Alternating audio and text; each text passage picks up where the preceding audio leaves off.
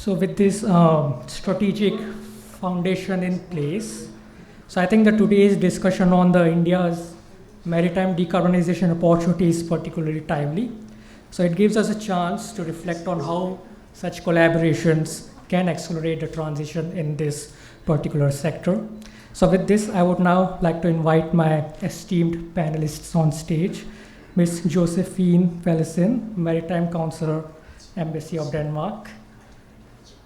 Mr. Debesh Lahiri, Advisor, TERI's National Center of Excellence on Green Ports and Shipping.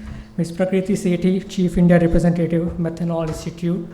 And Mr. Audun Garberg from City of Oslo representative. So in today's session, we will explore the role of new fuels, infrastructure and policy in shaping India's path towards low emission shipping. So over the next hour, we will hear perspectives on research, international experiences, industry, and as well as from our research strategic partner, which is TERI, on practical steps to advance maritime decarbonization in India.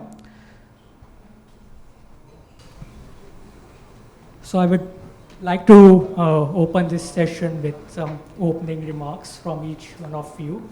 So I would probably start with Mr. Lahiri from TERI National Center of Excellence. So if you can provide like an in-depth brief of what this Center of Excellence is doing in India, what's its vision overall, especially when we are considering the recent guidelines which have been out there from the Ministry of Ports and Shipping, which is the Maritime India Vision 2047 and the Harit Sagar guidelines. Thank you. First of all, thanks to ICCT for getting me here. All of us here have already seen the trailer which Amit and Souvik launched. I will now show you the later part of the movie. So insofar as the NCoEGPS is concerned, it is looking at both ports and shipping. So if I was to classify the projects that we are presently doing, I would put it under two heads, two umbrella heads. One would be for the ports, the other would be for greener shipping. In ports, we are looking at achieving carbon neutrality in ports. To that effect, there are separate projects which are currently underway. Our teams have been to major ports and taken all the data that is required. They are focusing on increasing the share of renewable energy in these ports. They are assessing the carbon footprint of these ports. They are trying to analyze and suggest ways and means of lowering the carbon that is emitted in these ports by way of consumption of diesel in the various machinery that is being used in the ports. We are also looking at, in an indirect manner, by increasing the efficiency of the ports by achieving just-in-time arrivals of ships. So that's insofar as the ports are concerned. Now if you look at shipping per se, as Souvik also mentioned, we are looking at greener fuels in which we are looking at methanol, ammonia and hydrogen. We are also looking at the use of biofuels as a drop-in fuel. Mind you, I do not know how many of you were there in the Green Shipping Conclave held earlier this year in February in Mumbai, where the Secretary General of the IMO was himself present. And he made a very candid admission. This was before the 83rd MEPC, where certain guidelines have been kind of indicated, which is likely to be adopted in the extraordinary session which is planned of the IMO in October. He said that we are not very sure as to what is going to be the future fuel. So we must keep that in mind, that the future probably we are looking at a basket of fuels. It's not going to be driven by one single fuel. As time progresses, more technologies are available and more research is done, the science is available, probably, but nothing in the next decade or so is indicative that we will home on to one single fuel. It is going to remain a basket of fuels. And therefore, if you look at certain big shipping lines, you must tell me when to stop. I'll go on and on. So if you look at the big shipping lines, like say Maersk, they're betting heavily on methanol. In fact, most of their new ships that have been ordered are on dual fuel, methanol is the fuel. If you look at our Asian counterparts, they're looking at more of ammonia and less of methanol. LPG, LNG, everything is available. Biofuels are already in use to a certain extent. B24, B30 blends have been cleared. Now, how far do we go remains to be seen. Of course, biofuels have their own challenges insofar as sustainable biomass is concerned. So these are the two main trajectories that we are following, and we are overall guided by the Maritime Amrit Kal Vision 2047, which has listed out 11 key themes. Then we are also guided by the Maritime India Vision 2030, and there is the Harit Sagar guidelines. In addition to that, there is the Green Tug Transition Program, which is looking at green tugs in all the ports. So these are all guidelines which are available. There are efforts being made. Hubs are coming up, green hydrogen hubs are coming up in Kandla, in Tuticorin, in Paradeep. Every port has been told that one LNG hub has to be there by so and so year. The Harit Sagar guidelines are very specific in laying down targets for every major port to achieve by 2030 and 2047. So these targets have been laid down. Similarly, if you look at the budgetary provisions, there has been a huge impetus given in the recent budget. And the Prime Minister in his recent address has raised what was promised in the budget of Maritime Development Fund of 25,000 crores has been raised to 70,000 crores. There is a shipbuilding financial assistance policy 2 which is coming into effect from 26, which will be available for shipbuilders for the next 10 years. There is a recycling credit note of 40% which is likely to be extended. So if a company decides to recycle its end-of-life vessel in India and construct a new vessel in India, they're likely to get about to the tune of 40% credit. So these are the kind of, so it's a mixed bag. Everything is happening, and the NCoEGPS is quite in the center of steering as many projects as we can, of providing the necessary experience and oversight, not really oversight, I would say advice wherever it is required in this field, and bringing together, facilitating the various stakeholders to come together, to talk, to share their experiences and arrive at solutions. So I know you're giving me looks, so I will stop here and I will be happy to take on questions as and when they come. Thanks. Thank you so much, sir. Now, since you mentioned Center of Excellence, so we have another, I'll go to Josefine. So we have actually another Center of Excellence brewing, I saw. So it's an MOU signed between Indian government and the Danish government.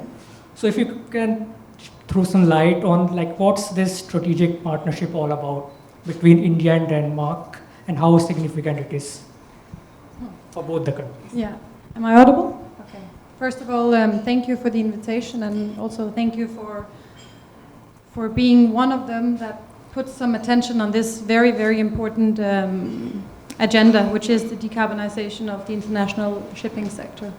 It's a sector that we know to grow in emissions because global trade is not going down, rather it's increasing as globalization increases. Denmark is a proud and old maritime nation. We're one of the biggest maritime nations globally, measured on the cargo we carry and the flags, the ships under our flag. And I think but if you look at us geographically, we're a small Scandinavian state in Europe, which compared to India is quite the opposite, right? But specifically on the maritime agenda, we have a lot to work with India on together. We just facilitated a workshop also last week on this agenda because we see that we cannot go on with business as usual. Rather, we should work to transition the sector. Here we should work together. It's a transition that requires international collaboration, cross-sectoral collaboration, cross-ministerial collaboration. And here the Green Strategic Partnership between Denmark and India stands as a very pivotal, I think, example of how we can collaborate. Our two prime ministers agreed 2 years ago to establish a center of excellence in green shipping. we're now there where we've identified the themes to work on and how to work on it. Basically, it's a partnership between the maritime administrations of our two countries. And it's a partnership or center of excellence which takes outset in, first of all, understanding one another. If we talk about decarbonization of shipping, we need to understand what are the challenges for a country like Denmark, but what are also the challenges and opportunities for a country like India. I think it's clear from my 2.5 years here that the opportunities for India to partake in this transition are immense. They are immense because not only do you have the political will and the set strategies and ambitions to deliver on this, but you also have the materials, so to say, that we need. Right? We need the resources in terms of renewable energy, etc. You also have the manpower and the skills to deliver, and you have, as I mentioned before, a very strong commitment to this agenda. So what can Denmark do? Well, we can work with you on understanding the international regulations that are coming out, also ensuring that, as you mentioned, the very critical meeting that happens in London in October has a positive outcome for the pathway that we set for the shipping sector. But it's also a decision that will help make sure that the commodities, I would say, even that are to be sold from here, will be, that the business case will be good. India has very clear targets also for your hydrogen and methanol, ammonia pathways, but you need an international market to actually make a demand for these fuels. The decision that they're going to make in London in October will help, what we say, bridge the gap between conventional fuels and alternative fuels. But talking together, understanding each other, and working together to actually adopt an ambitious agreement is crucial.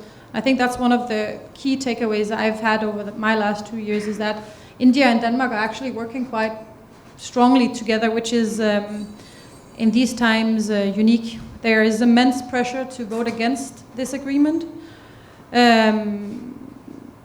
The world is changing and the pressures change with that. So having a close ally in India is extremely important, and it will benefit not only Denmark and the shipping sector, it will most definitely benefit India. There are other themes we work on in the Center of Excellence. I don't think I'll go into all of them, but I could maybe just end by also saying that concrete examples of what we aim to work on, besides understanding and pushing for global regulation, is also understanding standards for green fuels. We have a regulatory framework for that in the European Union, which European ship owners sailing to and from Europe have to live up to.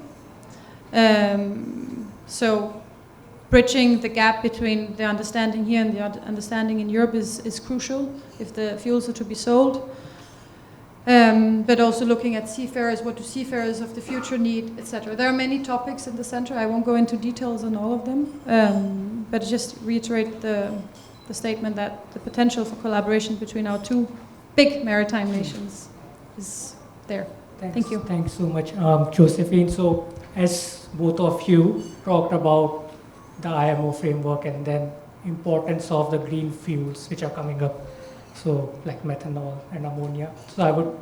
So we have Prakriti from Methanol Institute, whom I would like to bring in the conversation. So I would like to hear from you, what's the perspective on the role of methanol in the global decarbonization journey, and what could be the opportunities and challenges of increasing the uptake of this particular fuel? Good afternoon to everyone, and thank you very much for inviting me to present about the role of methanol in the decarbonization journey. It's a pleasure to talk about methanol on a platform where, different technologies are being discussed, and methanol does have a seat at the table. So it's an immense pleasure for me to talk about it. I think before going into the whole journey and the questions that you have asked, I would like to give a brief overview of what we do, and that would be a segue in terms of how we have supported the journey of methanol as a marine fuel. So Methanol Institute is basically a trade association for the methanol industry. We connect the whole value chain, starting from methanol producers, distributors, to technology providers, and eventually looking at the consumer side. And biggest chunk of it comes from the maritime industry. That's how we cater to the whole value chain of methanol, trying to understand the gaps, the opportunities, the challenges, and the solutions which could sort of support in looking at the adoption, an easier adoption of methanol. So with that context, methanol does have a role to play in the maritime decarbonization. When it comes to its chemical properties, definitely it has its own advantages. Firstly, looking at it's easier to store and transport because it's liquid at ambient temperature, which makes methanol as relatively an easier fuel to be utilized for the maritime industry. It eventually also decreases, or I would say minimize the cost of modifications because it's still being treated as a chemical commodity product. So, the industry is very well versed in terms of storing, handling, and safety precautions when it comes to utilizing methanol for marine fuel. Beyond that, it is also something which is available. I mean, if you look at low carbon methanol pathways, there are different definitions to it. There's not unified approach when it comes to green methanol, but as one of my panelists also mentioned, there are different fuels that's going to take shape and form. There's going to be a basket of fuel, which I completely agree. So for methanol in the maritime industry, because of its chemical properties, cruise liners, container shipping, or even short sea routes could see methanol ships come on board because of its chemical nature and properties. Eventually, for longer routes, ammonia would be picked up. But I do feel that, wherein methanol comes into play is relatively because of its availability of low carbon methanol. Eventually, if you have policy in place, you would also get green methanol. Based on the National Green Hydrogen Mission that was launched, it is definitely going to have an impetus on the production of green methanol, which I see as well. There was a workshop which Josefine and I both were there. It was a very informative workshop to understand how we could address the challenges, because I do see, when you talk about challenges, definitely there is a lack of availability. For that, you need close collaboration with different industry stakeholders, including with even looking at the ministerial level, looking at the embassies, like you have collaboration with Norway as well, the Danish embassy as well. So I think, and even with academia. So it's very, very important that we look at collaboration, because not alone Maersk can go ahead and adopt methanol as a marine fuel. They themselves have set up an example, and they themselves have set up an example through having their own subsidiary for producing green fuels, not just methanol, but green fuels, which is called C2X. And they have close to about 10 partnerships which were forged in the last 2 years, because they realized that that's the biggest challenge. You cannot produce at a scale which the maritime industry requires for green fuels.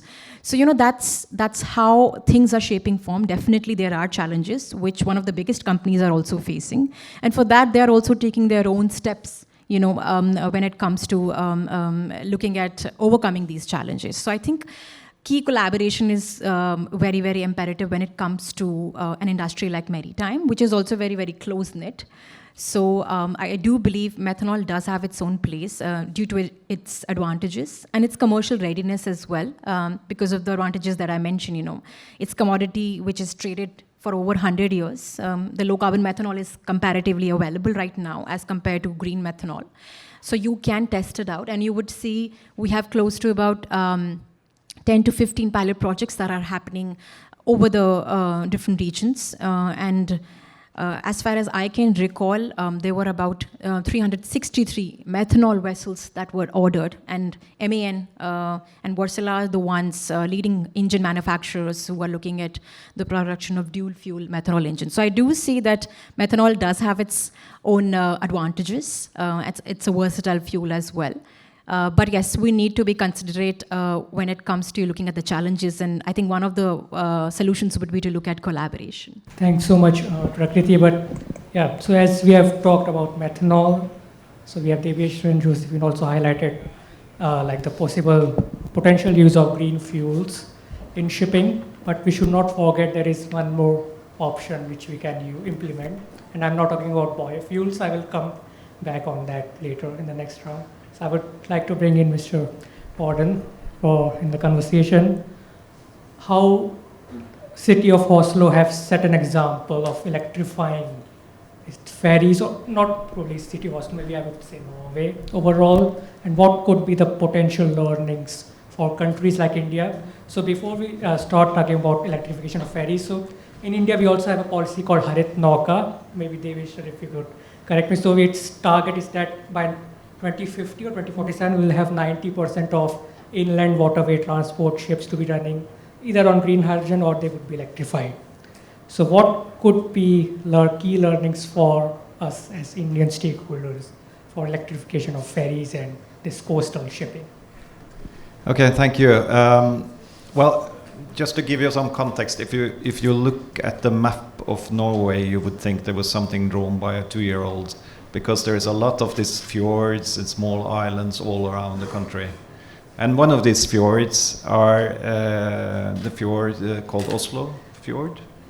And we have 5 very, very popular islands just outside the city. And the ferries that goes to these islands have now been electrified. So that's 5 ferries. They're fairly small, a capacity of 350 passengers each, but they run all the time. And this is a very popular recreational area. Both the islands going out there with the ferries, but also for others who have their own boats or kayaks, or they go swimming in the fjord. So it's an area, a large part of the population in Oslo uses a lot. So having this ferries electrified have also reduced local air pollution, of course, but not least what's the English word for it? The noise. Yeah. So that was done in 2021, 2022 by requirements in procurement. And in 2019, prior to that, we had already electrified the ferries going from Oslo to the neighboring municipality of Nesodden. So that's 3 ferries with a capacity of 550. But as you touched upon, this is really something that has been happening on a national level.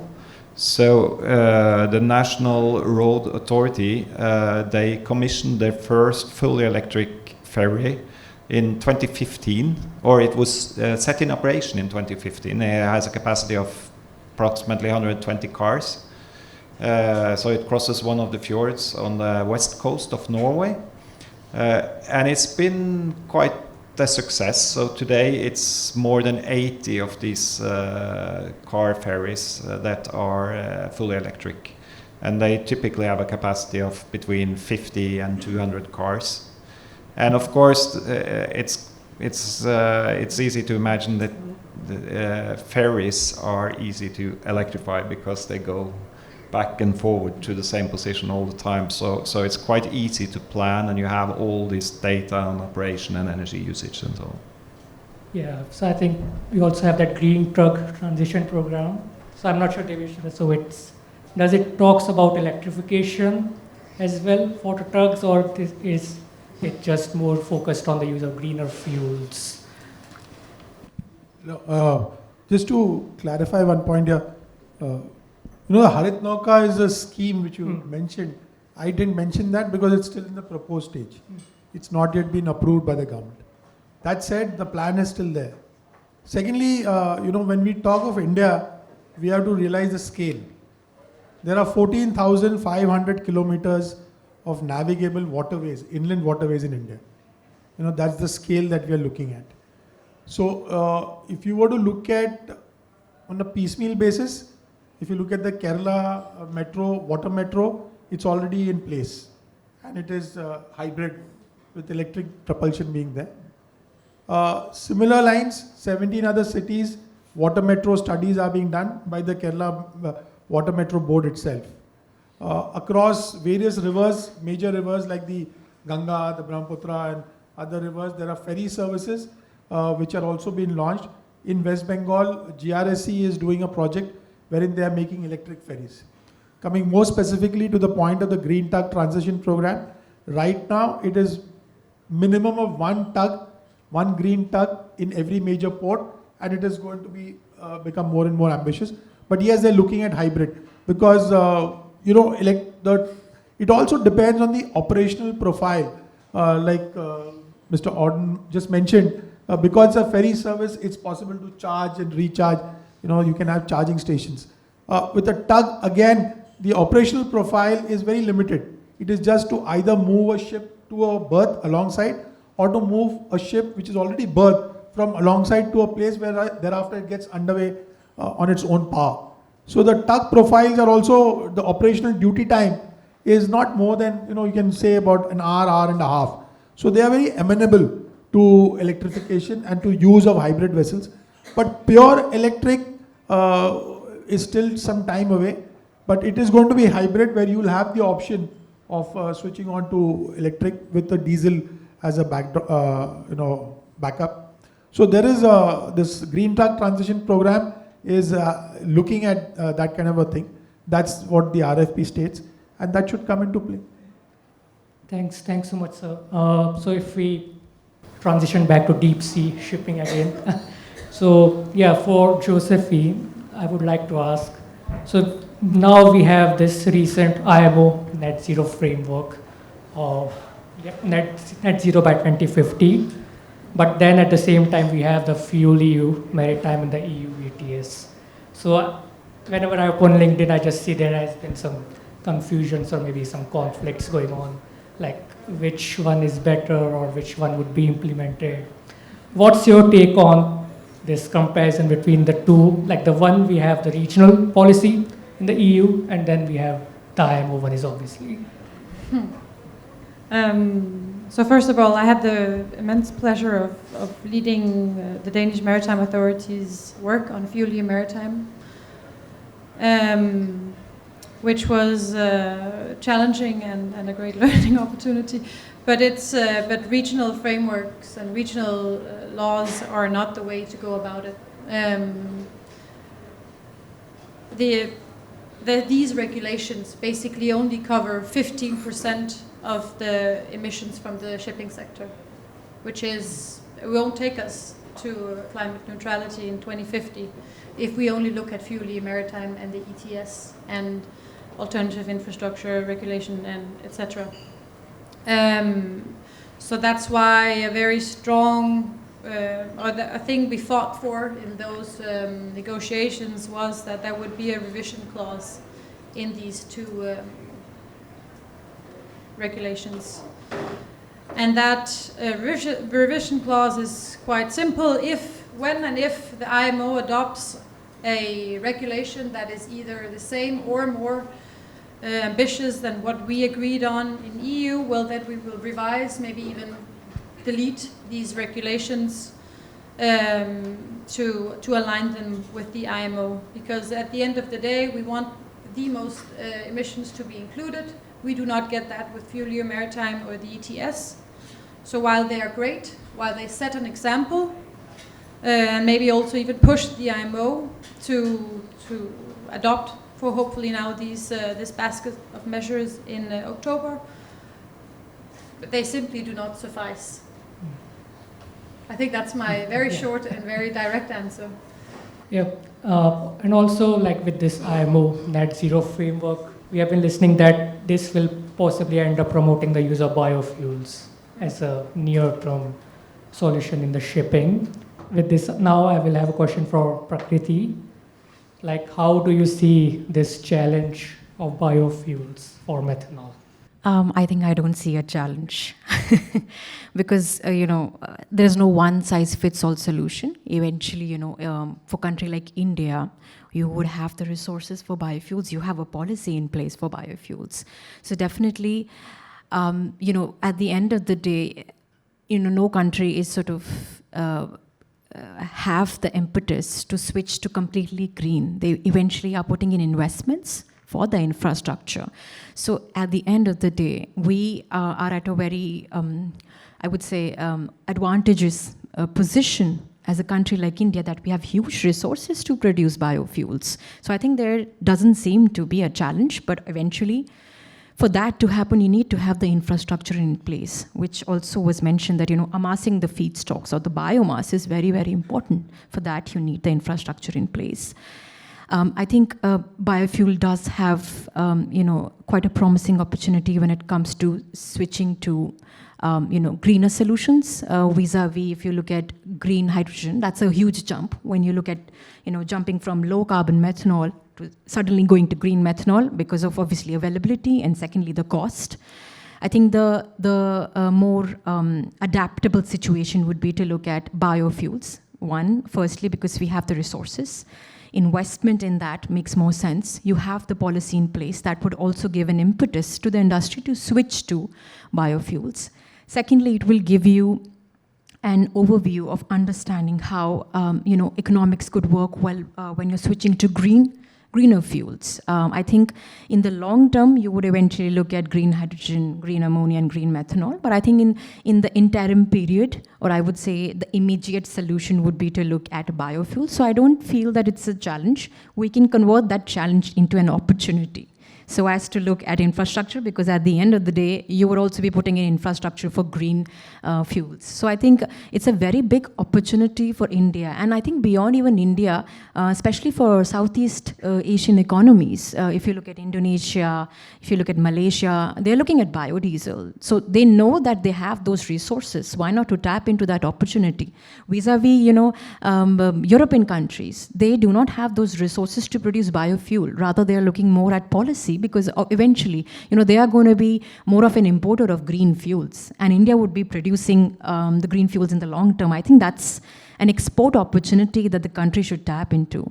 Thanks so much, Prakriti. And yeah, when we are talking about biofuels, so we have some of our ICCT co-members who are part of their respective national delegates, like in the US, then we have one in Brazil. So Brazil obviously is very pro-biofuel. And what I have learned from them, that while India promotes green hydrogen, like National Green Hydrogen Mission, then we are promoting green ammonia at the domestic policies, but when we go at the IMO, we end up being a very pro-biofuel kind of nation. And with that, I would also like to ask Mr.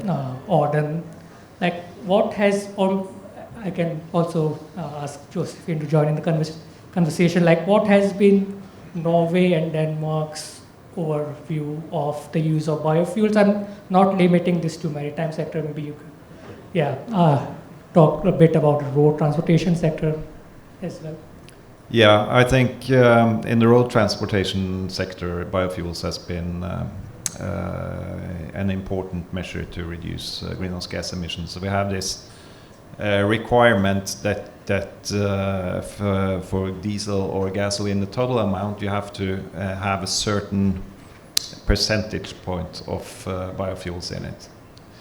So there has always been a discussion about whether or not this is really sustainable and what kind of certification to require from the biofuels. And an interesting point to this is that it actually increases the price of both gasoline and diesel, so it makes electricity relatively even more competitive in the race. So, but there's still plans to increase the use of biofuels in the road transport sector, but also in aviation and the maritime sector in the years ahead. Yeah, the aviation, I think it's SAF. It's also, Josefine. Yeah, I think for biofuels, we also acknowledge their role as a transitional fuel and a fuel that will take us some part of the way. And we also believe in strong regulations for ensuring that they're up to the standards that they should be up to. But at the end of the day, I don't believe that they will take us to the climate neutrality goals that we have. While they're an important stepping stone, I think that's the best way to phrase it. Yeah. Can I just briefly comment on that? Because we have also, I totally agree with you, and we've used it exactly as a transitional fuel, for instance, in the construction and we have required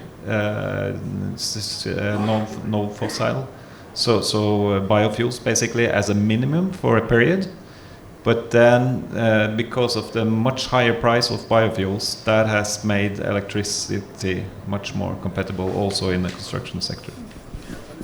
Just to add on, one thing we must all realize, when we're talking shipping and ships, every ship is designed for 25 years of service life, minimum. And a change in fuel is not just change in fuel. It involves not only just the change in the engine, especially if you're looking at methanol or ammonia or any other fuel, except for biodiesel, which is a drop-in fuel. Up to, say, P30, it's a drop-in fuel with minor adjustments required. Now, when you're looking at changing the fuel system, it involves not only the engine, it involves the pipelines, it involves the tanks, the coatings inside, the valves, the filters, the pumps, everything needs to be changed. So it is not only cost in terms of money, it is also cost in terms of time, because the ship has to be down for a finite amount of time, during which time a shipyard will make those modifications. Now, if you're looking at a 20-year, like I'll give you the example of the Indian flagged ships.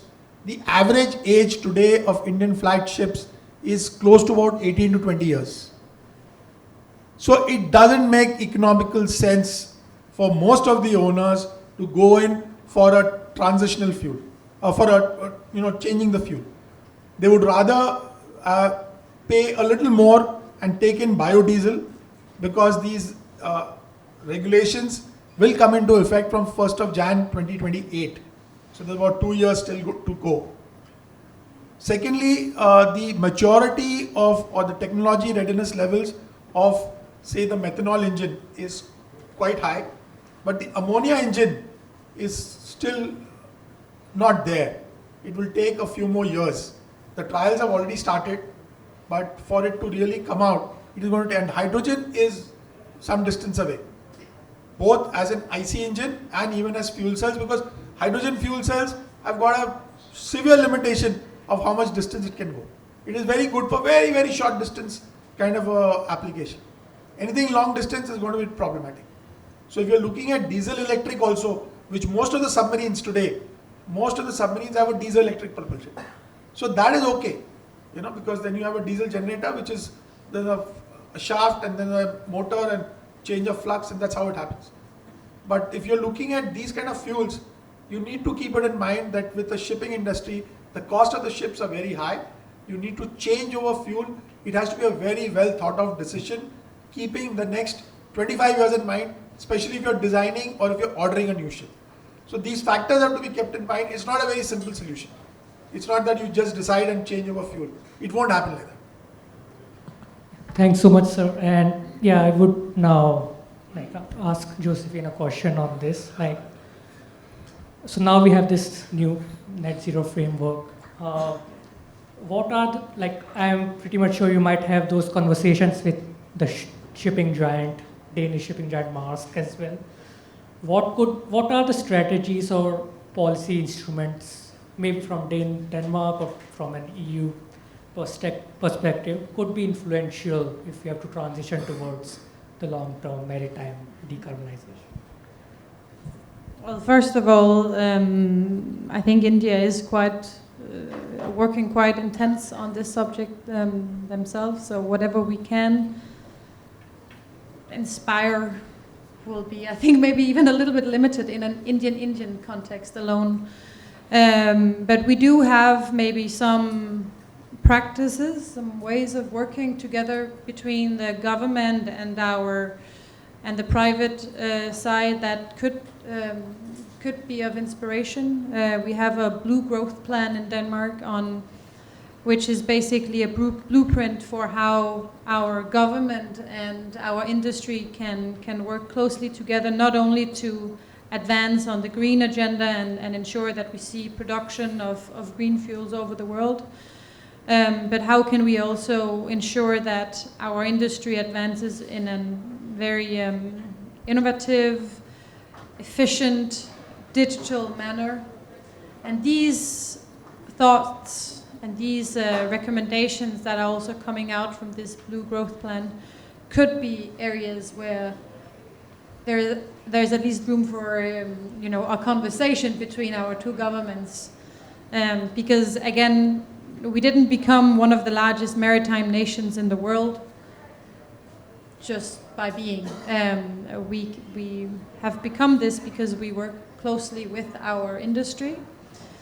I think also maybe one concrete example of where our administration could perhaps inspire, and what we also actually are working on in the Center of Excellence is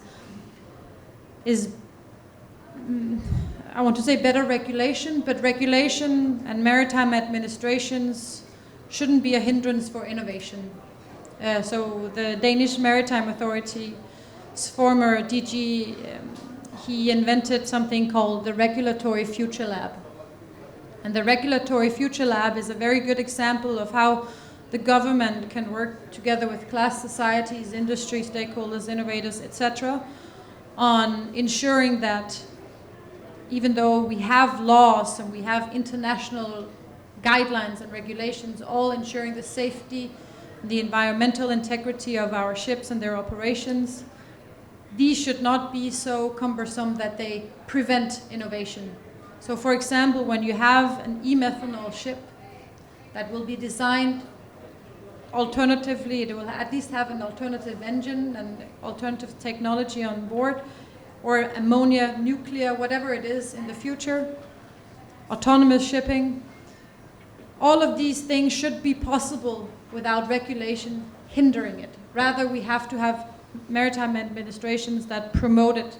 This is an aspect, I think, where we can also work together with our counterparts in Directorate General of Shipping under the Ministry of Port Shipping Waterways on what are the considerations, the methodology that we apply from a Danish maritime administrative perspective, and how can they apply in an Indian context. So for example, a shipyard like Cochin Shipyard, which we visited last week, can actually build ships that will be able to sail on international water. They'll be allowed to. So if we talk about some policy instruments in India, I remember there is a line in Harit Sagar, or is it in Vision 2047, it mentions that by 2035 we need to have all the major ports to be ready with green ammonia bunkering facilities. So I would like to ask a question for Prakriti here, how do you see in the future methanol and ammonia coexisting when we are taking this journey towards maritime decarbonization? Obviously methanol has certain advantages, like we can use the existing infrastructure, and then obviously less safety considerations compared to ammonia. So what's your take on this progressive ammonia policy which we have in India, and how methanol could coexist with it? I think there is certain room for coexistence, and I would like to reiterate the fact that obviously, we are going to have a basket of fuels, but also to understand, as he mentioned, my panelist, that there's going to be a 20 to 25 years period for the design. So eventually it depends on what kind of segment are you looking at, right? Methanol cannot compete for longer routes. Eventually ammonia would take shape and form in that sector. But methanol does have its own play in different segments, specifically looking at cruise liners, inland waterways, which I think is a big and major chunk of the uptake for the Indian context. And I do believe that it is a requirement when you look at domestically. Eventually, if you're looking at more or less on the global context, IMO is going to design the rules. That is going to eventually have an impact on what happens on a global context with regards to what even DG Shipping is doing and the ministry is also doing. But I think when you talk about domestically, yes, there is definitely an impetus for ammonia and green hydrogen. I do believe that eventually it's going to have an impact as well on green methanol, specifically looking at the inland waterways. So there was also an inauguration which was done, I believe, last year on inland waterways for green methanol shipping. So, they're doing their own part, and, not just looking at the shipping sector, but also at the infrastructure level. So, the commercial readiness is there for methanol as compared to ammonia. You have the policy support in place, but the commercial readiness is there for methanol. Definitely, there needs to be an policy enabling environment for methanol as well for industry to take forward. But I think for the shipping industry, they're still at a very, very nascent stage to understand which fuel to take, because it's a hard to abate sector, right? Eventually, it's going to have an impact on the long term of the shipping industry. And then looking at how do you align it with the IMO regulations.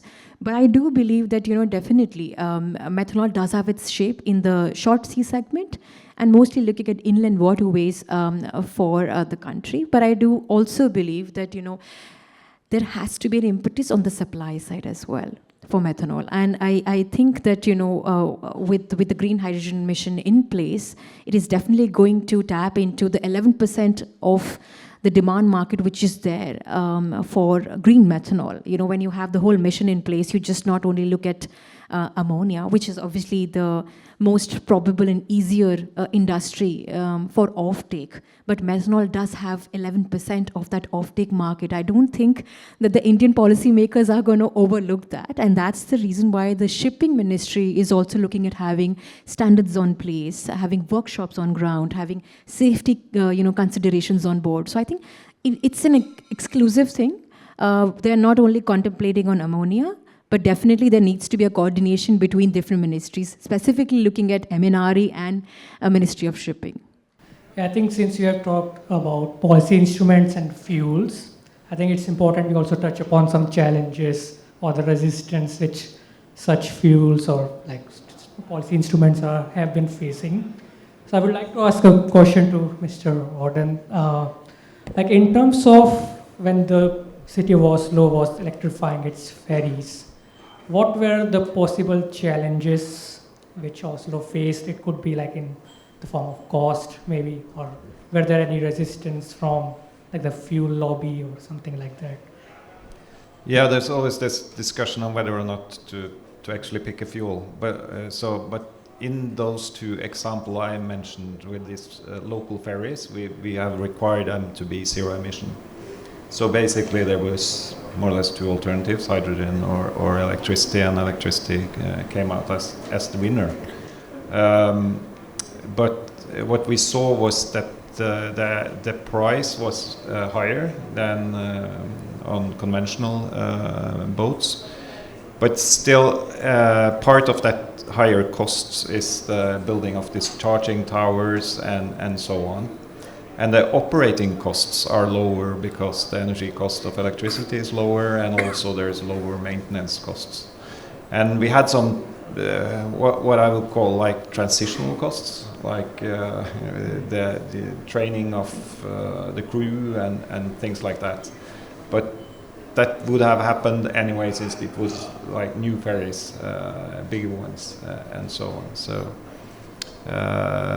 So yes, it's. I didn't think we faced some really fierce opposition. I think we have been very clear that we aim to be a zero-emission city, and I think the industry has realized that if they are to compete on these different tenders, they have to come up with zero-emission solutions.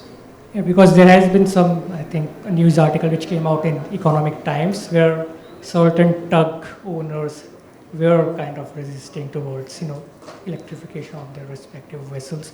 So I would like to go back to both Josefine and Debesh, sir. So if you could highlight some of the challenges which are there when we talk about decarbonizing the maritime sector, especially about the resistance from the ship owners, because at the end of the day they will have to bear the cost, or maybe we will have to. But yeah, what are the certain challenges you could see?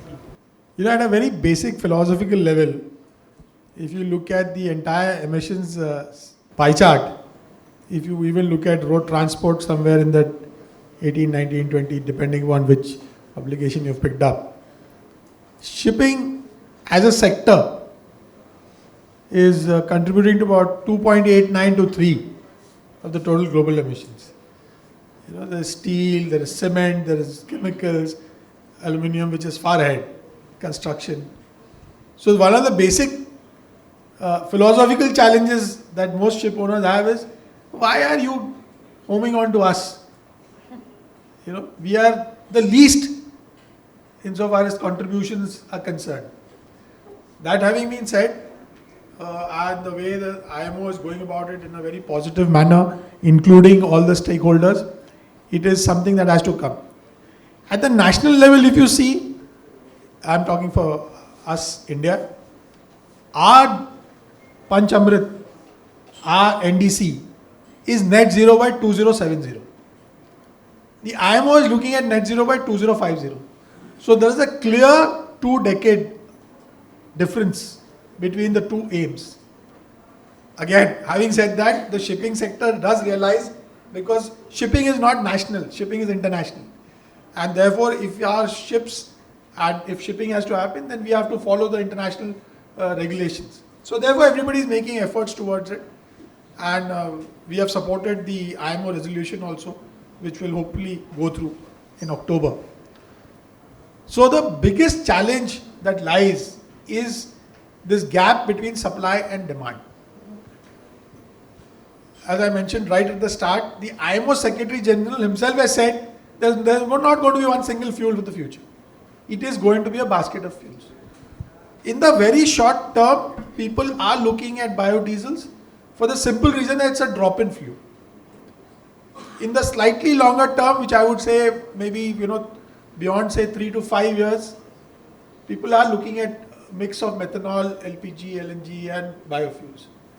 Beyond that is what, as she also mentioned, probably look at ammonia for a longer term, because we must realize that ammonia as a fuel and ammonia as a product, there is ease of handling ammonia. People have been handling ammonia for decades together because of its extensive use in the fertilizer industry. Okay, but that was as ammonia as a product. So people are used to transporting ammonia, storage of ammonia, safety regulations of ammonia are in place. It has now to be applied onto a ship and the shipping ecosystem. There is a challenge, but it can be met. So ammonia from that perspective does not offer too much of a challenge, because people are used to handling ammonia. There is a whole industry which is dealing with ammonia. So hydrogen, of course, is a different ball game, right? From storage to safety to transportation to cryogenic requirements. It's a completely different ball game and requires much more study behind it. So I think the biggest challenge today is this lack of, I would say, the inequality between supply and demand, because it is, neither side is very clear. NTPC has now started producing, let's take methanol, NTPC has started production of methanol. But that is at the official level. But if you have a chat on the sidelines, people are not clear what are the quantums that are required. Which part, because it is, you have to see around 11,098 kilometer coastline. Again, I'm restricting myself to India. Where does one position these methanol bunkering hubs? Because the ships have to come there. And if you look at, even if you look at the green corridor, international green corridor, which has been promulgated, say Rotterdam, Singapore. If you look at the sea lane, unless somebody makes a detour and comes in, the nearest port that one would come in is Birmingham. Even if somebody has to come to Kandla, he has to make quite a detour inside. There's no way he's going into the Bay of Bengal. No way. Because he's going to be skirting outside from Sri Lanka. Why should he come up inside the Bay of Bengal, bunker and then go out? And especially after having left Singapore. Or if he's coming from Rotterdam, why should he come to Kandla? So there are many more things which are going to drive this trade. What are the commodities that are going to be traded? What are the containers that one is looking at? What is the bulk trade that is going to happen? So it is not going to be one factor alone. You can't just say that, Kandla got a bunkering hub for methanol or ammonia in the future, and therefore the ship will come. Ships don't come to ports because of one single item. They come because of a mix of, there has to be efficiency, there has to be operation. So there's a whole gamut of things that one needs to look at. So that is the challenge that therein lies. Thankfully what is happening is, since we are steering the National Green Shipping Policy from the NCoEGPS on behalf of the Ministry of Port Shipping and Waterways, in fact we just submitted the final draft to the DG Shipping last week. The stakeholders are very willing to engage, which is an extremely positive sign. And when I say stakeholders, it is not only the bureaucracy, it is also the Ship Owners Association, it is the Charterers Association, it is the Fuel Manufacturers Association, it is the oil manufacturing and distribution majors. Everybody is interested because everybody realizes this is a huge market and it is only going to increase. And I think it's acknowledged that India is going to play a huge role in this. So even the private players, about a month or two ago, one of the biggest families in the country, okay, let me take the name, Adani was here had a discussion with us, and they're looking at how to shore up the bunkering infrastructure and what kind of a market capacity they need to address. You know? So the market potential is huge. There's no doubting that. Actually, we have a publication launch just after this, so it's for the Great Nicobar port. Very new. I can talk to you about Great Nicobar because I've served there. You know, I've been there. I know the challenges involved. Yeah. Again, if you look at the map, if you got, you know, right now the bunkering hubs are Singapore and Colombo. Yeah. Okay. And if you look at Great Nicobar, you have to come in and then go. And what else from there? If you look at the connect, I don't know how many of you all have been to Great Nicobar. You know, most people don't manage to reach there because there's a difficulty in reaching there. I was fortunate that I was serving in the Andaman Nicobar for 2 years, and therefore I've been there countless number of times. I know the exact problems that are involved there. And if you look at the Great Nicobar as a place, as an island entity, roughly there are about 10,000 people there. The capacity there's envisaged, there's going to be a huge social challenge to accommodate 25,000 people from the mainland into a place which has its own culture, the Nicobari culture. Assimilating that Nicobari culture and getting 20, it's going to cause a huge social upheaval. There are many studies that are required to be done. Anyway, I'm not here to comment on that, so that can be sometime else. So I would like to take Josefine's comments. I think we are running out of time, but probably your last take on challenges from the ship owners and resistance from them when it comes to decarbonizing the maritime. I think Mr. Debesh has already pointed to it. I think the main challenge is there's simply not enough.